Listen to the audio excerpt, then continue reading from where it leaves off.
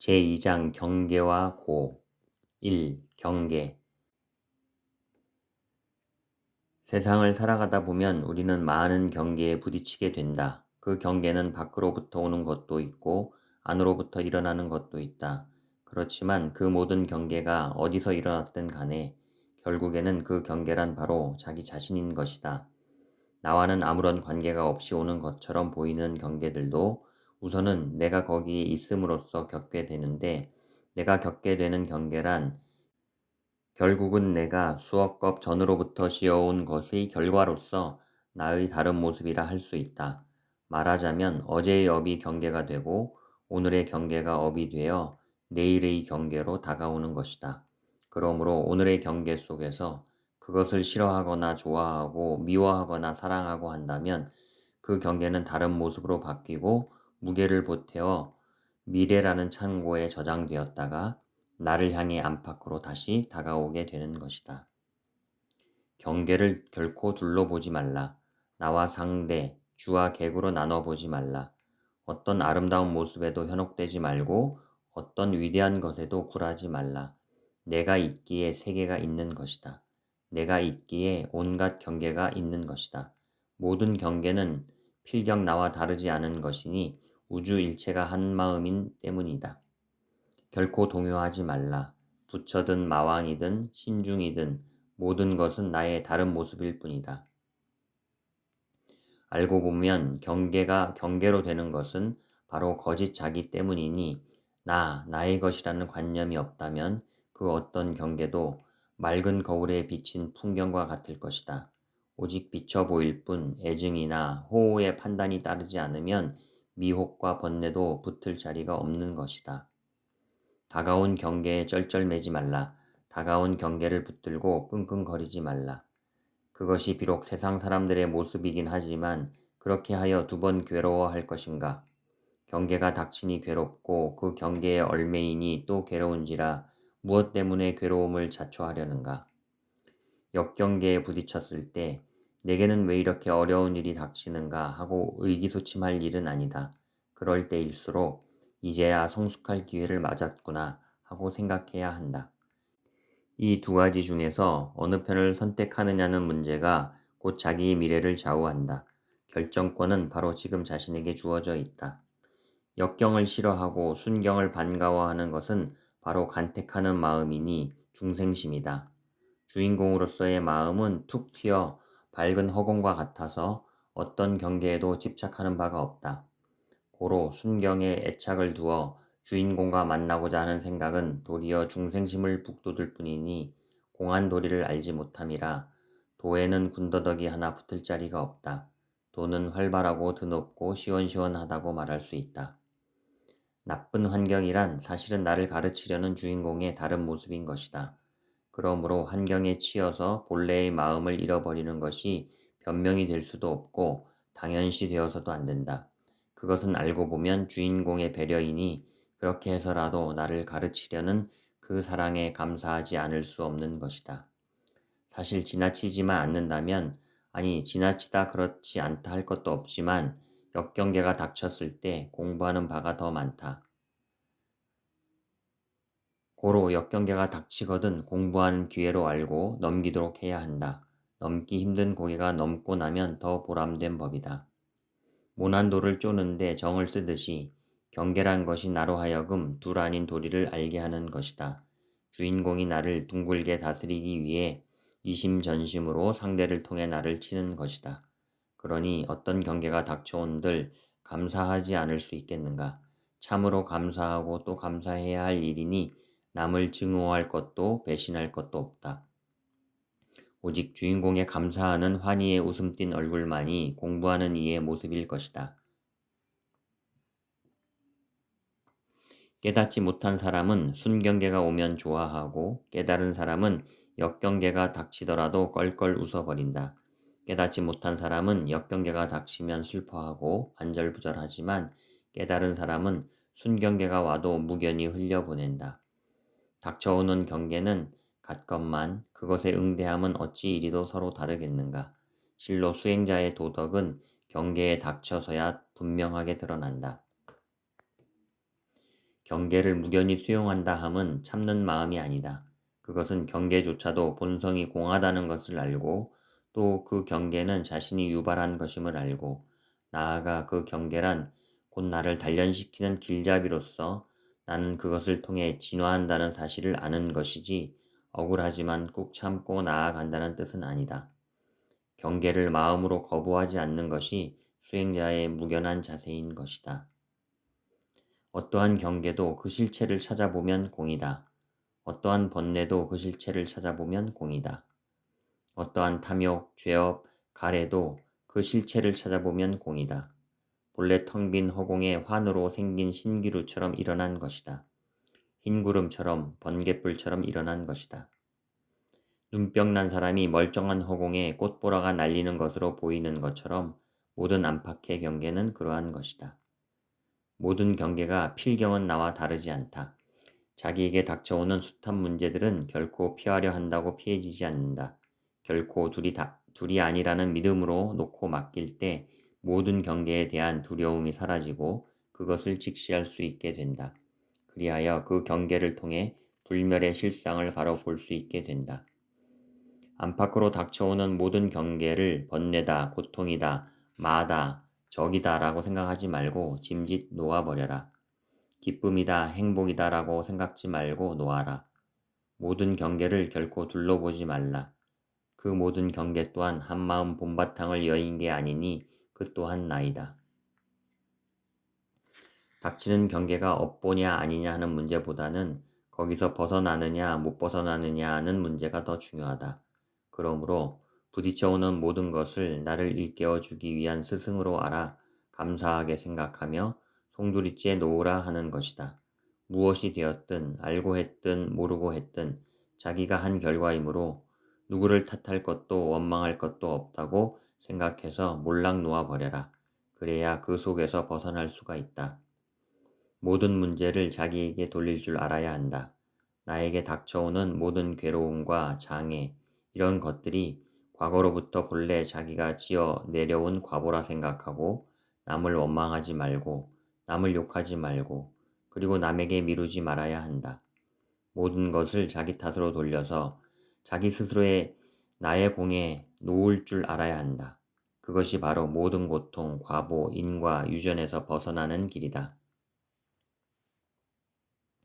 내가 있으니까 상대가 있는 것이니 모든 경계를 너그럽게 모두 내 탓으로 돌려서 놓고 간다면 바로 내 속에서도 중생들이 한마음 한뜻으로 쫓아가게 되므로 그대로 천백억 화신으로 나툰다. 그 많은 보살들이 용도에 따라서 관세음이 되었다가 지장이 되었다가 산신이 되었다가 지신이 되었다가 의사가 되었다가 하면서 안팎으로 고정되지 않게 다 조절하고 다 처리하면서 너그럽게 순환을 하게 된다. 그러니 유전성, 업보, 지옥고, 팔자운명 따위가 다 무너지고 만다. 내가 세상에 나왔기 때문에 좋은 것, 나쁜 것이 내 앞에 닥친다. 그러므로 무엇을 원망할 것이 없다. 모든 것을 내 탓으로 돌려야 한다. 설사 남이 나를 괴롭힌다 해도 내 탓으로 돌리면서 상대와 나의 주인공이 둘이 아니니 주인공 당신만이 해결할 수 있다 라고 한 생각 돌려놓아야 한다. 남이 내게 나쁜 짓을 한다 해도 그것은 나의 부족할 때의 모습인 줄 알아야 한다. 또 남이 나를 못살게 괴롭혔다 해도 나로 인해 그에게 수고를 끼쳤으니 오히려 미안한 일이요. 그로써 내 공부가 익어가니 감사할 일이다. 그렇지 못하고 상대가 나를 괴롭힐 것이다. 괴롭혔다. 나를 속였다. 내게 해를 가했다는 따위로 생각한다면 설사 공부할 마음을 내었더라도 모두 허사가 된다. 고로 이 공부는 첫째도 나로부터, 둘째도 나로부터, 셋째도 나로부터 그렇게 규결지어 나가야 한다. 꿈이 생시요 생시가 꿈이다. 꿈은 꿈이고 생시는 생시다 라고만 안다면 깊은 곳을 알지 못한다. 꿈과 생시를 따로 볼 것이 아니라 꿈속에서도 경계를 둘러보지 않아 끄달리지 않을 만큼 되어야 한다. 꿈이 꿈인 줄 알면 노란하지 않듯이 번뇌가 꿈인 줄 밝히 아는 사람은 번뇌에 속지 않는다. 대상을 높게 볼 것도 없고 낮게 볼 것도 없다. 훌륭하다 해서 훌륭한 게 아니고 높다 해서 높은 게 아니며 낮다 해서 낮은 게 아니니 평등하게 보라. 대상을 내 몸과 같이 보라. 그것이 불심이다. 부처님이 지금 내 앞에 계신다 하더라도 높이 보지도 말 것이며 개미 새끼 한 마리 풀 한 폭이라도 업신여기지 말아야 한다. 벌레를 보고 징그럽다 하고 똥을 보고 더럽다 하지만 그것은 다 내가 가지고 있는 것이기도 하다. 상대를 보고 어떻다고 할 것이 아니라 그 형상 그 마음이 둘이 아니니 주인공 자리에 개합시킬 수 있어야 한다. 높은 산 위에 올라서서 마을을 내려다보라. 그러면 크다 작다의 구별에 앞서서 평평함을 느끼게 될 것이다. 그와 같이 생활에서도 그 이치를 활용해보라. 모든 경계의 높고 낮음, 좋고 싫음의 차이가 달라 보일 것이다. 나아가 모든 경계를 텅 빈 마음으로 대해보라. 빈 배처럼 되어보라. 바람이 부는 대로 물이 흐르는 대로 내세울 나가 없기에 부딪힘도 고도 없게 될 것이다. 빈 배와 같은 자유인이 되라. 수행 중에는 특히 안으로부터 많은 경계가 일어남을 경험하게 된다. 그러할 때에 그 경계에 집착하지 않고 놓아나가야 하는데 그러지 못하고 그것을 붙잡게 되면 그 경계가 그대로 마가 되는 것이니 바로 중생심 가운데 미묘하게 숨어있는 좋은 것을 좋아하는 마음의 유혹인 것이다. 그러한 유혹은 아주 은밀한 만족감을 낳게 되는 바 그 말을 물리치기가 쉽지 않을 것이나 좋은 경계든 싫은 경계든 집착하는 것은 바로 마에 사로잡힘이 된다. 부처님께서는 중생을 기르시기 위해 마구니로 낮추시기도 한다. 의심하여 속지 말라. 마구니로 보이고 악인으로 보일 때는 이것은 부처님의 낮추심이다. 부처님께서 나를 가르치시려고 몸 빌리고 손 빌려서 그렇게 하시는 것이다. 라고 생각하라. 부처님께서는 법계에 두루하며 찰나에 나고 드심이 실사이 없으니 내게 닥치는 일체의 경계도 부처님의 나고 드심이라 나를 다지려 함이라. 그러기에 스승 아닌 게 하나도 없어 말없는 풀 한 폭이라도 나를 주장자로 내리치는 스승이라 하는 것이다. 누가 꾸지람을 한다든지 마구 욕을 해댈 때 어떻게 생각하는가? 서로가 다 부처라서 서로서로 가르치기 위해 부처님이 상대방으로 화하여 하는 일인 줄 알아야 한다. 부처님은 이처럼 한순간에 쉴 사이 없이 나고 드시니 법계에 두루하신 것이다. 소도 비빌 언덕이 있어야 비빈다고 하듯이 경계가 있음으로써 진화 발전할 수 있느니 경계는 나를 수행케 하는 힘이다. 일체를 둘러보지 말라.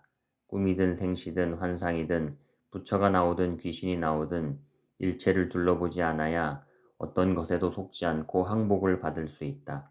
일체를 나로 보게 되면 모든 경계에서 놓여난다.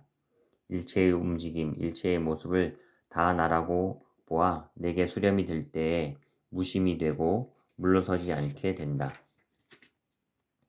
설사 각을 이룬 분이 있다 해도 나와 같이 봐라. 그 마음을 내 마음같이 봐라. 부처님과 중생 사이가 얼마나 가까운데 아니 항상 같이 하고 있으니 달리 보지 말고 나와 같이 봐라. 전체가 한마음이니 건드릴 상대가 어디 있고 대립할 대상이 어디 있겠는가. 내가 포섭하는 게 있고 버릴 게 있으니 대립할 상대가 있는 것이다. 버릴 게 없다면 건드릴 게 어디 있겠는가. 내가 상대 속으로 들어가지 못하고 상대를 내 속에 넣지도 못하니 대립이 있는 것이다. 그러기에 삼천대천 세계를 집어먹지 못하게 된다. 안으로 자기 마음의 본성을 보면 밖으로 집착할 게 없다. 옛말에 이르기를 상을 여의면 열애를 본다 하였는데 일체가 공인 줄 알면 그대로 여여하여 이것이다 저것이다 집착할 게 없게 된다. 경계란 한낱 분별하는 마음에서 비롯된 것이므로 마음의 본성을 보면 만물은 평등할 뿐이다. 2. 고. 인생은 고가 아니다. 생사가 있다고 하나 생사를 여의는 불생불멸의 열반이 있으니 고가 아니다. 만나고 헤어지는 슬픔이 있다고 하나 만나고 헤어짐의 근본이 텅 비어 고요하니 고가 아니다. 삶에 있어서의 온갖 고통과 번뇌도 깊이 생각해보면 누구든지 스스로 그것을 견디거나 극복해 갈 수밖에 없다. 물론 나의 가족, 벗, 이웃들이 덜어주고 함께 나누어기도 하지만 그럼에도 그것은 자기 짐일 수밖에 없다. 부처님께서는 그래서 삶이 곧 고라는 것을 가장 확실하게 지적하셨다. 하지만 동시에 고로부터 벗어날 수 있는 길을 제시해 주셨다. 뿐만 아니라 직접 성취해 보여주셨다. 부처님께서 성취하여 보여주신 삶은 고가 아니라 완전한 자유이고 영원한 즐거움이다. 그러므로 인생은 사실 고가 아니다. 다만 고라고 느끼며 속박되어 살고 있을 뿐이다. 그러기에 인생의 목표는 그 고로부터 벗어나 부처를 이루어서 완전한 삶을 사는 것이라 할 수 있다. 세상 사람들은 고에서 벗어나려고만 하지 그 고의 참된 원인을 살피려 하지 않는다. 그러기에 한 가지 고에서 벗어난다 해도 또 다른 고가 닥쳐오는 것을 면할 길이 없다. 나라는 존재는 따지고 보면 쉴 새 없이 고락을 만들어내는 생산 공장과 같다. 그러므로 내가 생산해낸 것은 내가 수집해 드려야 한다. 고의 경계들이 다가오는 원인을 모른다면 만방으로 끄달리게 된다. 그러나 그 원인들을 안다면 수억 겁의 업고로부터 단숨에 벗어날 수도 있다. 평생을 고에 시달리느냐 벗어나느냐는 한 생각의 차이로 판가름 난다. 내가 인연 따라 태어난 것부터가 인과의 산물이니 그대로 고이다. 이전에 살던 업이 쌓이고 뭉쳐 오늘의 내가 되었기 때문이다. 그러나 이를 부정적으로 생각해서 업보라고 괴로워한다면 한없이 괴롭겠지만 그 모든 것을 수련 과정이라고 생각을 돌린다면 오직 참 나에게 감사하지 않을 수 없다. 생각을 돌리는 것은 모처럼 나온 새싹에 물을 주는 격이고 그냥 업보라 해서 괴로워함은 물을 주지 않고 말라 죽게 만드는 격이다. 그래서 모르면 지옥이고 알면 극락인 것이다. 과거에 입력된 것이 현실의 과보로 다시 나오기에 살다 보니까 고초가 따르고 서로 쫓기고 쫓는 고통이 이루다 말할 수 없다. 그러나 그렇게 하다 보니까 개발이 되기도 한다. 그것이 산 교훈이요 산 진리이니 지금도 그렇게 하고 있다는 사실을 잊어서는 아니 된다. 지금 내게 닥치는 고의 경계들은 사실 언제인가 내가 벌레로 살다가 새로 살다가 짐승으로 살다가 혹은 인간으로 살면서 지었던 모든 행위의 결과이다. 그러므로 고의 경계가 다가왔다 해서 이를 피하려 하거나 나쁜 생각을 하지 말고 나를 일깨워 수행하게 하고 다지는 것이니 참으로 감사한 일이다 하는 마음을 갖도록 하라. 그런 마음이라면 고는 이미 고가 아니니 절로 놓고 돌아가는데 고집멸도가 어디 있겠는가. 현실의 고통이란 알고 보면 순간순간 자기를 밝음으로 인도하는 과정이요 밑거름이다. 본래로 밝아 있음을 모르는 나를 일깨워 성숙시키고 종래는 해탈로 이끌려는 수련의 과정인 셈이다. 그러므로 부처님께서는 현실이 아무리 고통스럽다 하더라도 혹은 아무리 즐겁다 하더라도 거기에 속지 말라고 당부하셨다. 사성제의 가르침이 그것이다. 우리의 삶이 고라고 하지만 동시에 제도의 과정이니 고라고만 생각해서는 안 된다.